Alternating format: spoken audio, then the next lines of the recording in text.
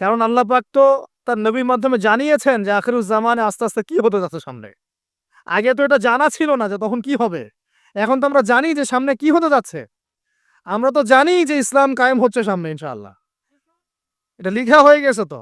আপনি হতাশ হচ্ছেন কেন? আলহামদুলিল্লাহ, যাবতীয় প্রশংসা এবং গুণগান একমাত্র মহিয়ান ও গরিয়ান আল্লাহ রাব্বুল আলামিনের জন্য, যে আল্লাহ পাক আজকের এই দিনী মজলিসে আমাদের সবাইকে সুস্থ শরীরে আসার তৌফিক দান করেছেন বলি আলহামদুলিল্লাহ। শুকরিয়া জানাই সেই মহান রবের দরবারে, যিনি ছাড়া ইবাদত পাওয়ার যোগ্য দ্বিতীয় কোনো হক ইলাহ বা মাবুদ নেই। যে আল্লাহ পাক নাজিল করেছেন মহাবিশ্বের এই মহাবিশ্বয় মহাগ্রন্থ আল কোরআনুল কারীম, এবং যে আল্লাহ পাক আমাদেরকে মুসলিম পরিবারে জন্মগ্রহণ করার তৌফিক দিয়েছেন, মুহাম্মদ সাল্লাল্লাহু আলাইহি ওয়াসাল্লামের উম্মত হওয়ার সৌভাগ্য দিয়েছেন। আরও একবার বলি আলহামদুলিল্লাহ। দরুদ এবং সালাত বর্ষিত হোক মহান আল্লাহ প্রেরিত সর্বশেষ এবং চূড়ান্ত নবী, মানবতার মুক্তির দূত মুহাম্মদুর রাসূলুল্লাহ সাল্লাল্লাহু আলাইহি ওয়াসাল্লামের প্রতি। আমরা একবার দরুদ পড়ি, আল্লাহুম্মা সাল্লি আলা মুহাম্মদ ওয়া আলা আলি মুহাম্মদ কামা সাল্লাইতা আলা ইব্রাহিম ওয়া আলা আলি ইব্রাহিম ইন্নাকা হামিদুম মাজিদ। আল্লাহুম্মা বারিক আলা মুহাম্মদ ওয়া আলা আলি মুহাম্মদ কামা বারাকতা আলা ইব্রাহিম ওয়া আলা আলি ইব্রাহিম ইন্নাকা হামিদুম মাজিদ। বীরগঞ্জ যুব কল্যাণ পরিষদ কর্তৃক আয়োজিত আজকের এই দ্বিতীয় তাফসীরুল কোরআন মাহফিলে আমাকে আলোচনার বিষয় দেওয়া হয়েছে ইসলামী সমাজ গঠনে যুবকদের করণীয়। ইসলামী সমাজ গঠনে যুবকদের করণীয় খুবই গুরুত্বপূর্ণ টপিক এবং একই সাথে খুবই অবহেলিত টপিক। ওয়াজ মাহফিলে এগুলো নিয়ে কথাবার্তা হয়, খুব বেশি কথাবার্তা হয়। ইসলামী সমাজ গঠনে যুবকদের করণীয়।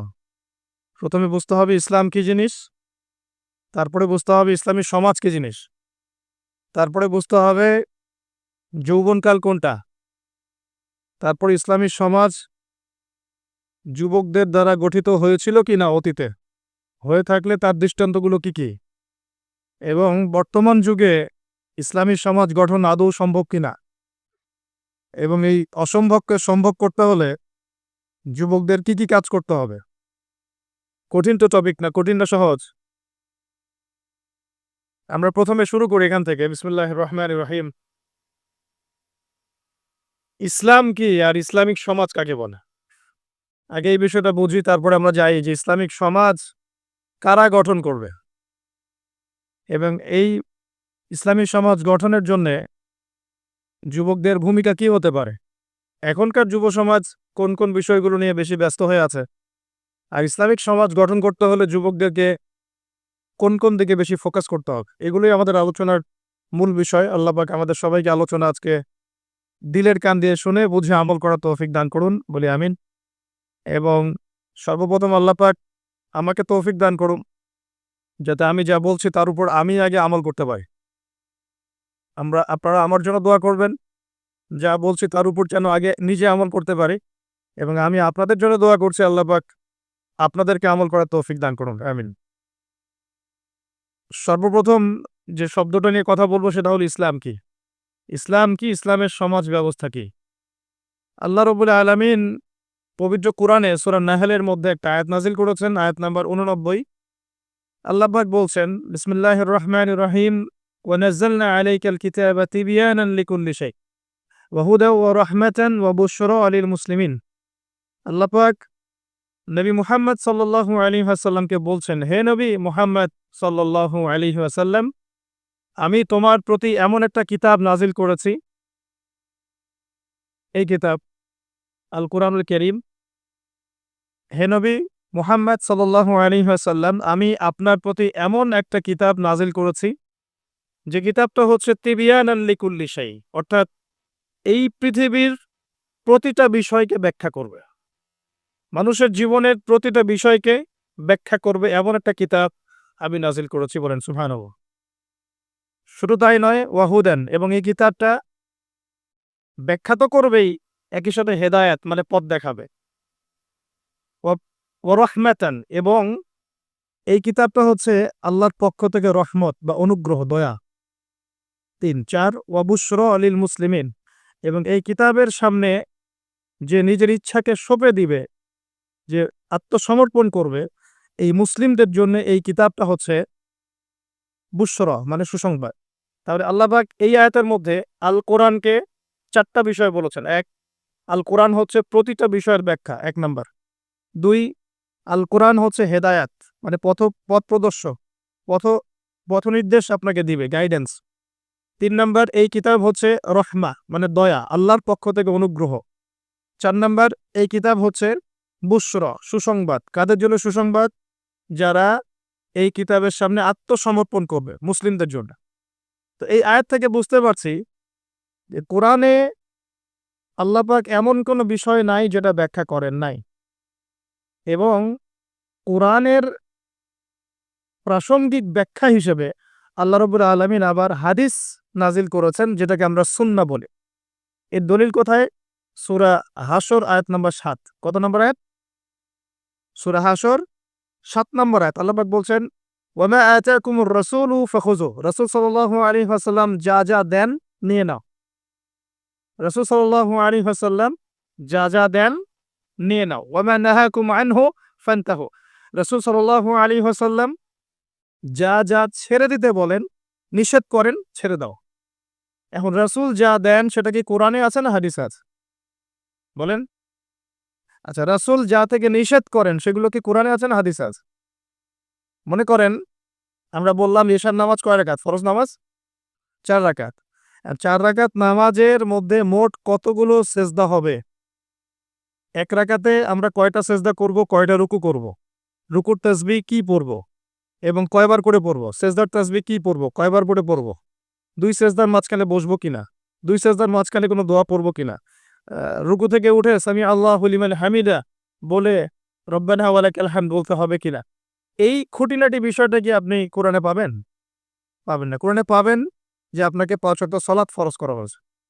এখন আপনি হাদিসে গিয়ে পাবেন যে সালাতের ওয়াক্ত কেমন হবে, কখন হবে, কিভাবে ওযু করতে হবে, আপনি জুনুবি অবস্থায় থাকলে কিভাবে ফরজ গোসল করবেন, কিভাবে মেসওয়াক করবেন, ওযুর সময় কি আগে ধোবেন, বিসমিল্লাহ বলে কি আগে মাথা মাসা করবেন নাকি আগে হাতের কবজি পর্যন্ত ধোবেন, কি করবেন, ধারাবাহিকতা কেমন হবে, নামাজের দিকে আপনি কিভাবে যাবেন, কিরকম পোশাক পরলে নামাজ হবে, কেমন করলে নামাজ হবে না, কোন ওয়াক্তে নামাজ পড়লে নামাজ হবে, কোন ওয়াক্তে পড়লে হবে না, কোন ওয়াক্তের নামাজ কত রাকাত হবে, কোন রাকাতে কয়টা সেজদা করবেন, কয়টা রুকু করবেন, ইত্যাদি মানে খুঁটিনাটি বিষয়।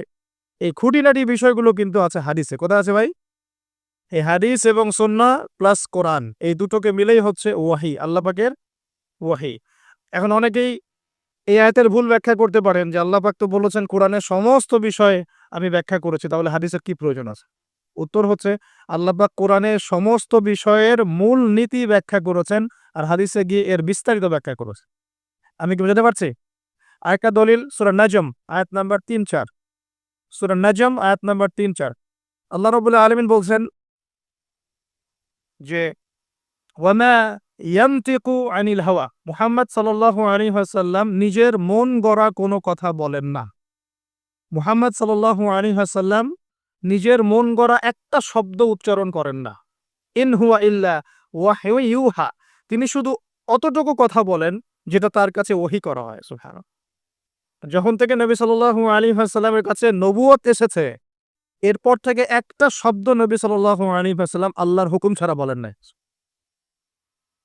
একদিন এক ব্যক্তি এসে জিজ্ঞাসা করছিল যে আল্লাহর কাছে সবচেয়ে নিকৃষ্ট জায়গা কোনটা আর সবচেয়ে উৎকৃষ্ট জায়গা কোনটা?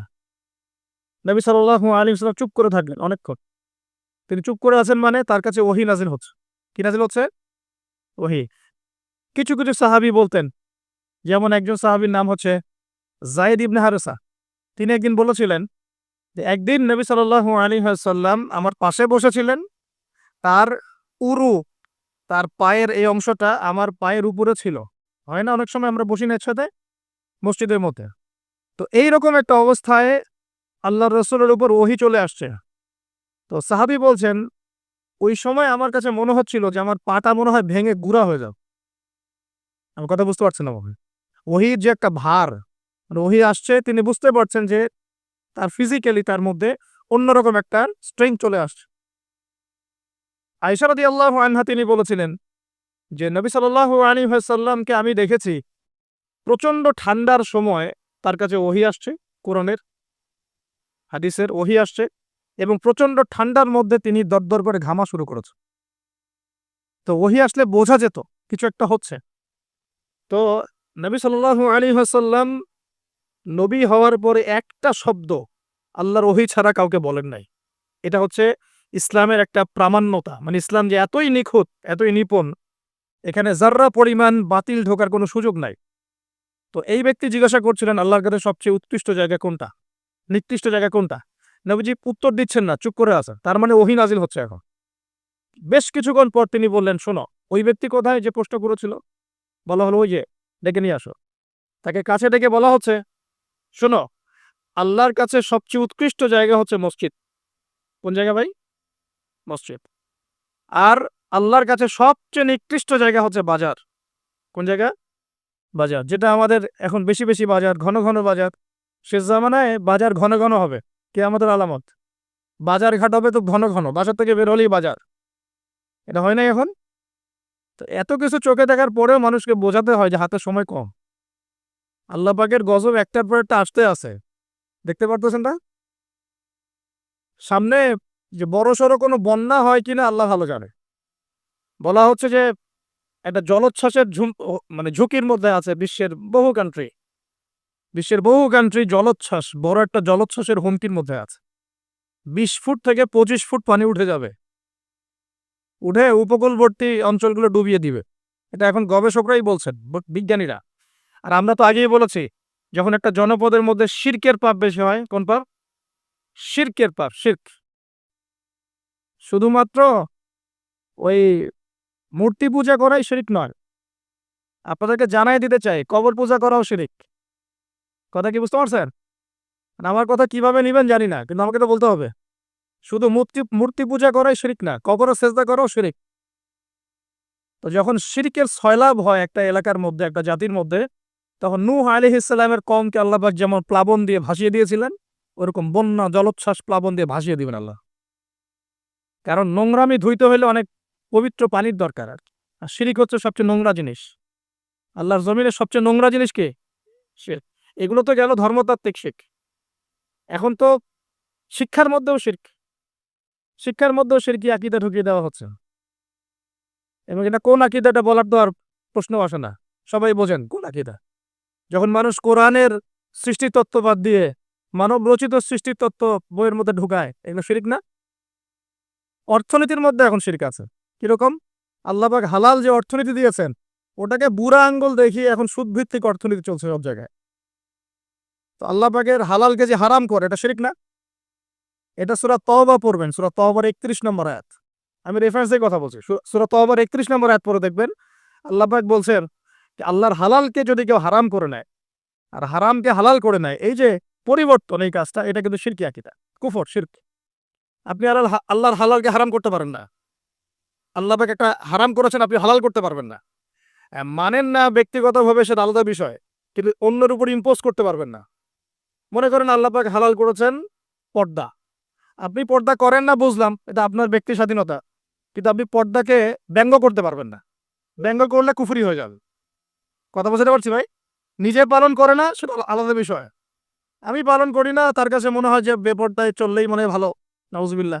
ওর কাছে এটাই মনে হয়, ওর কাছে এটাকে মনে হয় প্রগতি, অগ্রগতি, উন্নয়ন। তো সে তার থট নিয়ে থাক। কিন্তু যদি সে বলে যে না, পর্দা সেকেলে প্রথা, এখন চলে না, ওই যুগে চলতো, এটাকে টিটকারি করে, ব্যঙ্গ করে, তাহলে কুফরি করবে, শিরক করবে। মনে করেন মদ আল্লাহ হারাম করেছেন, আর কিছু মানুষ মদ খায়, হারাম মনে করেই খায় বা হালাল মনে করেই খায়, মানে খায় আর কি। তো একজন খায়, সেটা আলাদা আলাদা পাপ। আর কেউ যখন মনে করবে যে না, আল্লাহ পাকের এই হালাল হারামের বিধান আমি মানি না, আল্লাহ পাকের হালাল হারামের বিধান আমি মানি না, তখন হবে শিরক আর কুফর। এমনি হচ্ছে কবিরা গুনাহ। আর যখন হালালকে হারাম করে নিবে আর হারামকে হালাল করে নিবে, তখন শিরকের পর্যায়ে চলে যাবে। তো এই এই সিস্টেম এখন চলছে না? আল্লাহ পাকের সুদভিত্তিক, আল্লাহ পাকের হালাল অর্থনীতি বাদ দিয়ে সারা বিশ্বে এখন সুদভিত্তিক অর্থনীতি চলছে না? বোঝেন না এগুলো? অর্থনৈতিক অবস্থা ভালো না। আস্তে আস্তে বিশ্বের মধ্যে ভয়াবহ অর্থনৈতিক সংকট দেখা দিবে এবং এই সংকটটা ফেস করবে মূলত এই মধ্যবিত্ত শ্রেণী আর নিম্ন মধ্যবিত্ত শ্রেণী। খুব ধনী দেশের কোনো সমস্যা হবে না। যারা মিডল ক্লাস কান্ট্রি বা আরেকটু নিচু মানের কান্ট্রি অর্থনৈতিক দিক থেকে, এদের সামনে ভয়াবহ একটা অবস্থা ফেস করতে হবে। সময় যাইতে দেন, আস্তে আস্তে সব স্পষ্ট হয়ে যাবে, আপনারাই বুঝতে পারবেন। অলরেডি গরিব মানুষ হাহাকার করা শুরু করেছে। হাহাকার করা শুরু করেছে। বড় লোকের তো কোনো সমস্যা নাই। গ্যাস, তেল, চাল, ডাল সবকিছুর দামও যদি বাড়ে, বড় লোকের কোনো সমস্যা আছে? আমার তো কোনো সমস্যা নাই। আমি তো খেতে পারতেছি, কোনো না কোনোভাবে খেতে পারতেছি। কিন্তু যে কৃষক, মজুর, শ্রমিক, হ্যাঁ, যারা গরিব মানুষ, এরা তো আমার মতো না। আমার আমার জন্য 4 বার বিদ্যুতের দাম বাড়লেও কোনো সমস্যা নাই।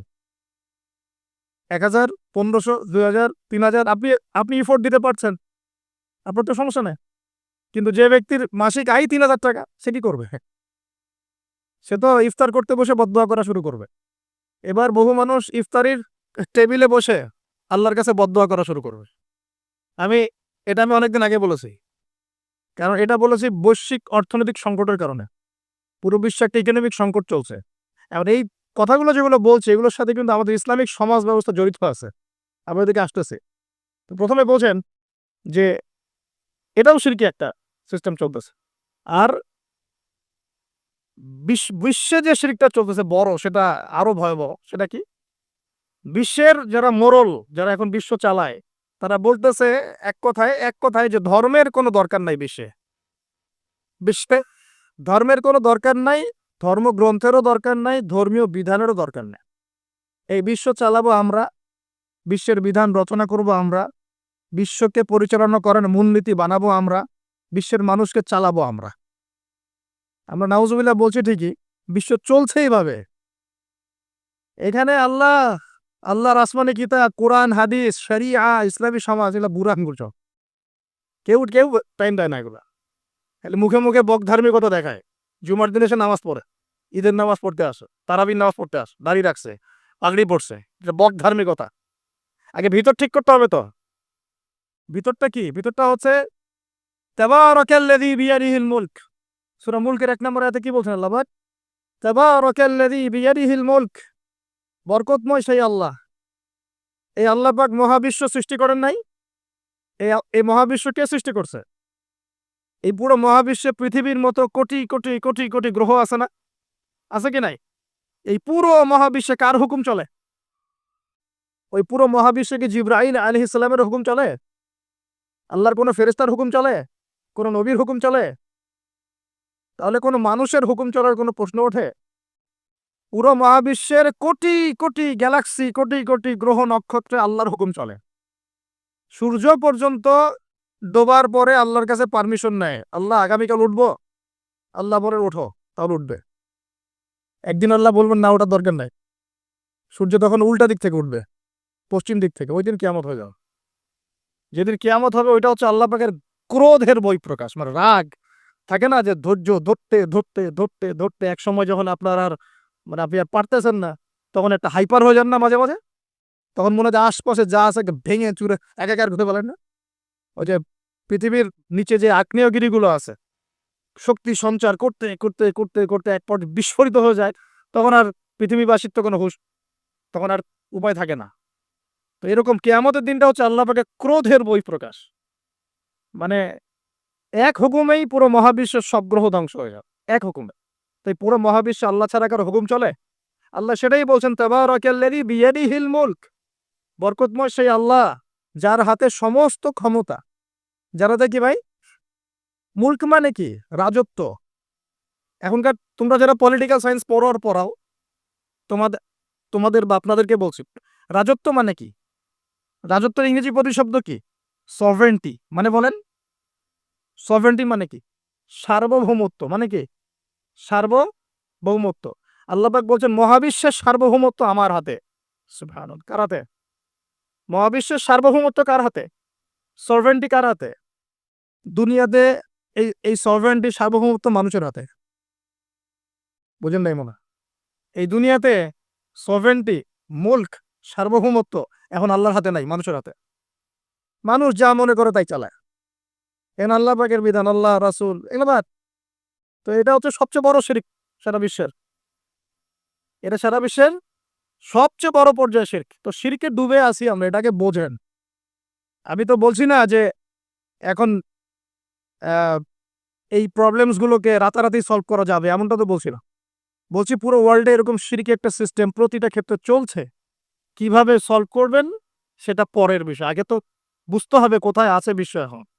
তো আমরা দেখলাম যে বড় বড় সেক্টর যেগুলো একটা বিশ্বের, ধর্ম, সংস্কৃতি, অর্থনীতি, জিওপলিটিক্স এবং পরিবার তো আছেই, পাশাপাশি আমাদের এই আরেকটা কি ওয়ার্ল্ড অ্যাফেয়ার্স, এই প্রতিটা ক্ষেত্রে আল্লাহ পাকের তাওহীদকে পাশ কাটিয়ে মানুষের মন গড়া বিধান দিয়ে চালানো হচ্ছে কিনা, হচ্ছে কিনা বুঝতে পারছেন না মনে কথা। সুদ কি মানুষের বিধান না আল্লাহর বিধান? বলেন, আরো খোলামেলা বলে, সুদ কি মানুষের বিধান না আল্লাহর বিধান? মদ মদ কি মানুষের বিধান না আল্লাহর বিধান? মদ খাওয়া যাবে? মদ খাওয়া যাবে? বেপরদায় চলা যাবে, এটা কি মানুষের বিধান না আল্লাহর বিধান? পুরো বিশ্বের যত বৈশ্বিক অ্যাফেয়ার্স আছে এটা মানুষ নিয়ন্ত্রণ করবে, আল্লাহর বিধানের দরকার নাই। এটা কি আল্লাহর বিধান না মানুষের কথা? তো সারা বিশ্বে এই কুফুরি চলতেছে না, চলছে কি না? এখন এই বিশ্বটা বোঝেন, তারপরে আপনি এই আয়াতটা বোঝেন। এখন আল্লাহ পাক বলছেন, এখন আমি মুহাম্মদ সাল্লাল্লাহু আলাইহি ওয়াসাল্লামের কাছে এমন কিতাব দিয়েছি যে কিতাবে এই সব সমস্যার সমাধান আছে। সুবহানাল্লাহ। সমস্যাগুলো তো বুঝতে পারলেন। আল্লাহ পাক বলছেন, হে মুহাম্মদ বলেন সাল্লাল্লাহু আলাইহি ওয়াসাল্লাম, আমি তোমার কাছে এমন একটা কিতাব দিয়েছি যে কিতাবের মধ্যে প্রতিটা বিষয় তুমি ব্যাখ্যা করেছ, সমাধান দিয়েছি। এটা হেদায়েত, এটা রহমত, এটা বুশরা, সুসংবাদ তাদের জন্য যারা আমার সামনে আত্মসমর্পণ করবে। যারা করবে না ওদের জন্য সুসংবাদ নাই। আর এই কিতাবের ব্যাখ্যা আছে। এই কিতাব একাই আপনাকে পথ দেখাবে না, হাদিসের প্রয়োজন আছে। এটা আমরা পেলাম সূরা নজম আয়াত নাম্বার 3-4 এবং সূরা হাসর আয়াত নাম্বার 7। যে রাসূল সাল্লাল্লাহু আলাইহি ওয়াসাল্লাম নিজের মন গড়া কোনো কথা বলতেন না, তিনি সেটাই বলতেন যে আল্লাহ ওহী করতেন। আর আল্লাহর রাসূলের আদেশগুলো আমরা পাচ্ছি হাদিসে, নিষেধগুলো পাচ্ছি হাদিসে। সো কোরআন এবং হাদিস এই দুটোকে মিলে আল্লাহ পাকের এখন ওহী নাজিল হচ্ছে। কোথায় নাজিল হচ্ছে? আইয়ামে জাহিলিয়াতে। কোথায় ভাই? এই কিতাব কোথায় নাজিল হয়েছে? বাংলাদেশে, পাকিস্তানে, সিরিয়ায়? কোন যুগে নাজিল হয়েছে? ওই ব্যাবিলনের যুগে, নাকি ওই চাইনিজ সভ্যতার যুগে, নাকি ওই রাশিয়ার বলশেভিক ওই বিপ্লব ওইসব যুগে? কোন যুগে নাজিল হয়েছে? আবু জেহেলের যুগে। কোন যুগে ভাই? আবু জেহেলের নাম শুনেছেন তো? আবু জেহেলের যুগটাকে আমরা বলি আইয়ামে জাহিলিয়াতের যুগ। আবু জেহেল ছিল ওই ওই যুগের নেতা। দারুন নাদোয়া ছিল তার পার্লামেন্ট। তার পার্লামেন্টের নাম কি?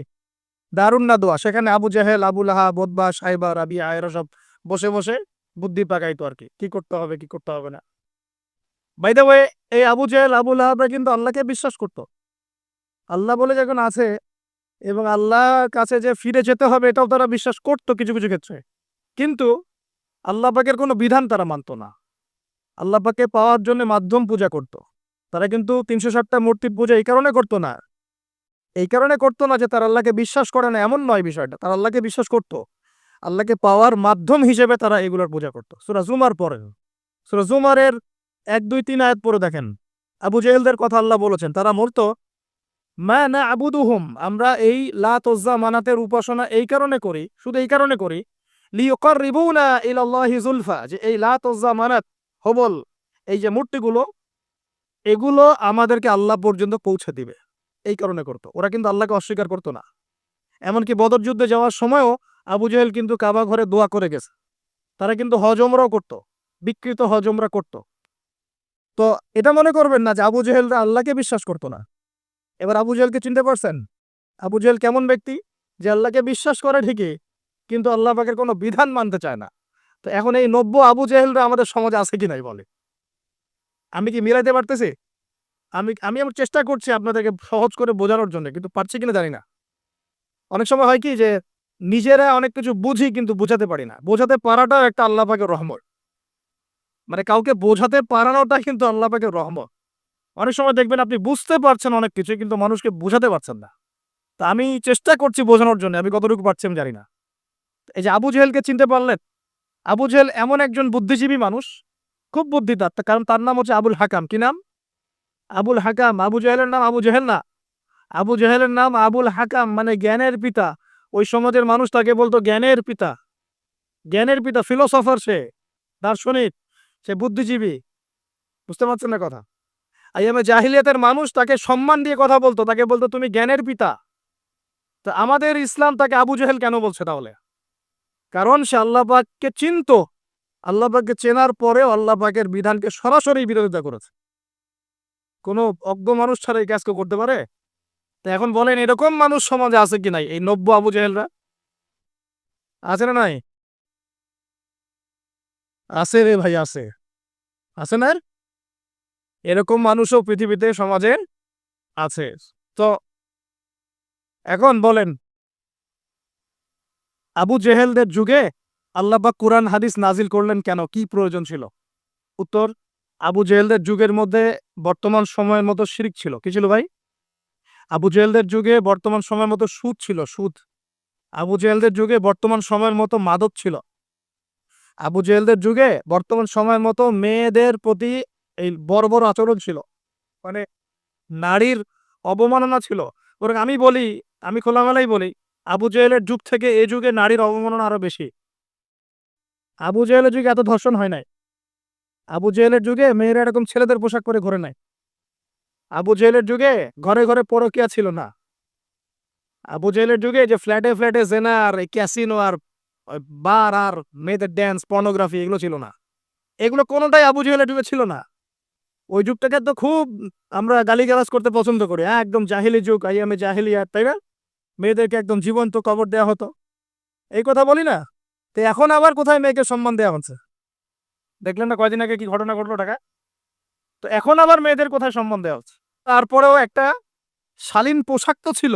আবু জেহেলের যুগে আপনি বিকিনি সংস্কৃতি পাবেন না। আবু জেহেলের যুগে বিকিনি সংস্কৃতি ছিল না, এখন বিকিনি সংস্কৃতি আছে। আছে না? এই যে আপনারা তো লন্ডন লন্ডন করেন খুব, ওখানে কি দেখে আসেন? কি দেখে আসেন? ওখান থেকে দেখে এসে এখানে কোটি কোটি টাকার বাড়ি বানাচ্ছেন। ১ কোটি, ২ কোটি, ৩ কোটি। ১ বছর পর ভেঙে আবার নতুন করে করেন, তাই না? এমনও তো কিছু মানুষ আছে আপনাদের সমাজে, আমি জানি। শোনেন, তাব্বাত ইয়াদা আবি লাহাবি ওয়া তাব, সূরাটা পড়েছেন? আবু লাহাবের ২ হাত ধ্বংস হোক। আবু লাহাবের পাপ ছিল অন্য। সে নবী সাল্লাল্লাহু আলাইহি ওয়াসাল্লামের সাথে কটূক্তি করত, বিরোধিতা করত। কিন্তু আবু লাহাব সম্পর্কে আল্লাহ পাক কি বলছেন? মা আগনা আনহু মালুহু ওয়া মা কাসাব। আবু লাহাবের মাল সম্পদ এবং যা সে অর্জন করেছে এই দুনিয়াতে, এগুলো তাকে জাহান্নামের আগুন থেকে বাঁচাতে পারবে না। এই বিশাল প্রপার্টি আপনাকে জাহান্নামের আগুন থেকে বাঁচাতে পারবে না যদি এই প্রপার্টির হক আদায় না করেন। এই রিজিকের হক যদি ঠিকঠাক আদায় না করেন, যাকাত না দেন, দরিদ্রের হক না দেন, মিসকিনের হক না দেন, আত্মীয়র হক না দেন, প্রতিবেশীর হক না দেন, ইসলামের আল্লাহর ফি সাবিলিল্লাহ দান সদকা না করেন, এই বিশাল প্রপার্টি আপনাকে কিয়ামতের মাঠে বাঁচাতে পারবে না। মা আগনা আনহু মালুহু ওয়া মা কাসাব সায়াসলা নারান যাতা লাহাবিন ওয়া ইমরাআতুহু হাম্মালাতাল হাতাব ফি জিদিহা হাবলুম মিন মাসাদ। সূরাগুলো পড়বেন। কোরআন তো শুধুমাত্র তাবিজ করার জন্য কোরআন নাজিল করা হয়নি। তাবিজ করার জন্য কোরআন নাজিল করা হয়েছে নাকি? কোরআনের আয়াত ছিঁড়ে ছিঁড়ে এখন মাদুরের মধ্যে ঢুকিয়ে গলায় ঝুলে রাখার জন্য কোরআন নাজিল হয়েছে? বলেন তো। কোরআনের আয়াত একটা ছিঁড়ে এভাবে আমি র‍্যাপিং করে গলার মধ্যে ঢুকায় রেখে দিলাম, ব্যাস কোরআনের হক আদায় হয়ে গেল। ডক্টর আপনাকে একটা প্রেসক্রিপশন দিয়েছেন, মনে করেন তোমার কোভিড হয়েছে, তোমাকে এখন এই প্রেসক্রিপশন অনুযায়ী চলতে হবে।